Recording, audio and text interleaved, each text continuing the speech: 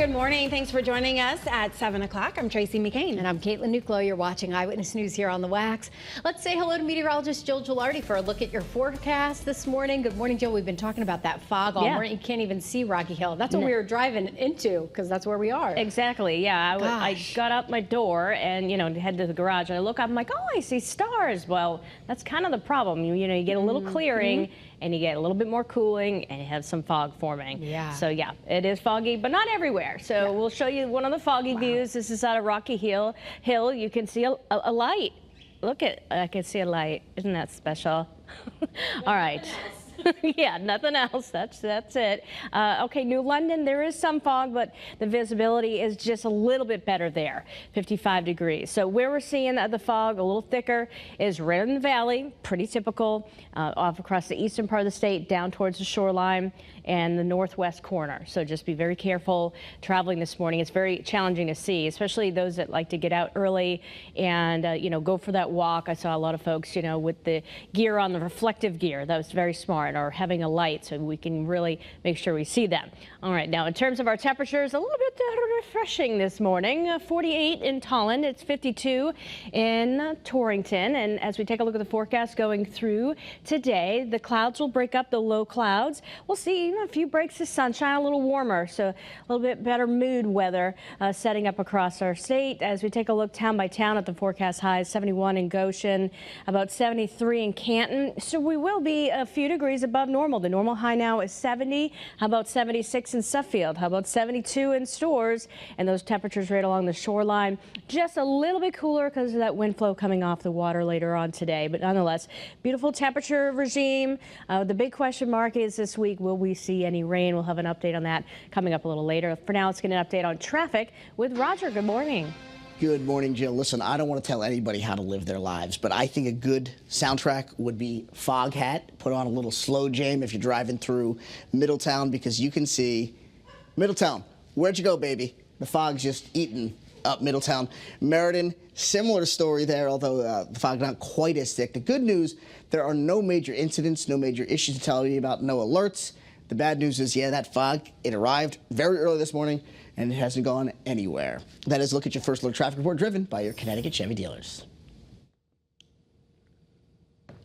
All right, well, this morning we're tracking the very latest developments tied to Helene. We now know as many as 120 people were killed in the storm, including at least 30 in Buncombe County, North Carolina. And right now, as the cleanup continues, at least 2 million Americans are still in the dark, and efforts to help storm victims down south continues this morning, including members of Connecticut's Eversource team. Eyewitness News reporter Marcy Jones has more details this morning. President Biden is expected to address the nation about the federal government's response. But in the meantime, crews from right here in Connecticut have already made their way to help restore power. Now, just days after Helene slammed into the southeastern region of the U.S., team members took off from right here in Berlin to some hard-hit areas in Virginia yesterday to take some pressure off of already overwhelmed crews. Folks from Connecticut, Massachusetts, and New Hampshire will all assist Appalachian Power to get the lights back on for more than 100,000 customers. It's something line workers at Eversource say they're familiar with, leaving their homes to help families in crisis pick up the pieces in the wake of a devastating storm, adding they're proud to be a part of the effort. It feels good once you get there and you're helping people and you see the people happy because they love to see the trucks come up. And your lights is coming on when we get there. At this time, there's no set return date for those Eversource crews. As soon as we get any more information about when they will be back here, we'll bring that to you. But for now, that's the latest. In Berlin, Marcy Jones, Channel 3 Eyewitness News.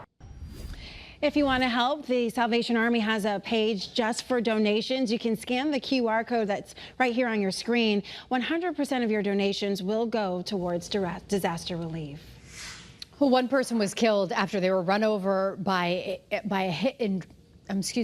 over and hit by a driver in Trumbull. Police say the victim was walking along Churchill Road Saturday when they were hit. The driver did remain there on the scene. No charges have been filed. A 1-year-old child has died after a 3-car crash in Berlin. The crash happened on Route 5 Saturday afternoon. Such a tragedy here. Police say multiple passengers were ejected from the car.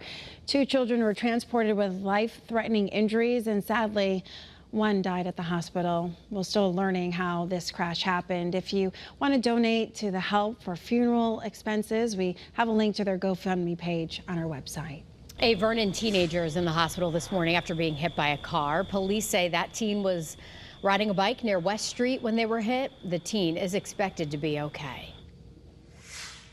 All right, well, it's going to be a very busy Monday morning at several New Haven City schools, even before the first bell rings. As parents, teachers, and government officials plan to gather and demonstrate for the increased funding of public schools. Channel 3 Eyewitness News reporter Mark Robbins breaking down the incidents live there for us this morning. Good morning, Mark. Good morning. It's called the September Surge, and it's coming today because today, September 30th, is the end of federal COVID-19 funding for public schools around the country. So today, the New Haven Teachers Association, along with parents, students, and some elected officials, are coming to protest. And it is as the school buses pull in here at the Metropolitan Business Academy. This is one of 3 locations in New Haven in which there will be a demonstration. I'm told that it's going to begin very, very shortly, around 7:10 this morning, where people are gathering to demonstrate, urging federal and state government to continue and increase funding in public schools. Again, the COVID-19 pandemic funding is ending after today. The city of New Haven itself received about $127 million over the last couple of years during the COVID-19 funding, and they want funding to continue from the federal government. There's also a rally scheduled in Hartford. Reporting live in New Haven, I'm Mark Robbins, Channel 3 Eyewitness News. All right, thank you, Mark. If you're paying back your student loans, pay attention to this. A student loan grace period that helps protect people from missed payments ends today. So for the last year, if you missed or you were late on a payment, you didn't face a penalty. But starting tomorrow, if you miss a payment, it can be reported to your credit bureau after 90 days. Starting tomorrow, dozens of new laws taking effect in our state, and here are some of them. Police officers cannot pause their body camera interactions unless footage will hurt an investigation. Home health aides will have to collect more patient background information and report threats to the nurses on those cases. And websites won't be able to store children's data to serve targeted ads and content without permission. For a full list of the new laws, head to our website or the WFSB app. The Suffield Police Department is inviting parents to a presentation on social media safety for their children tonight. The talk will be hosted by our state's DARE officer and will cover online safety, digital footprints, and more. It runs from 6:30 to 8 o'clock tonight at the Suffield Senior Center.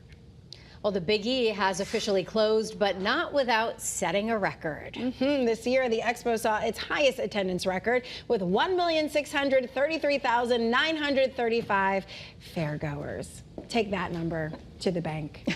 We would be rich, Jill. Whew, wouldn't that be nice? Yes, it would. Keep dreaming.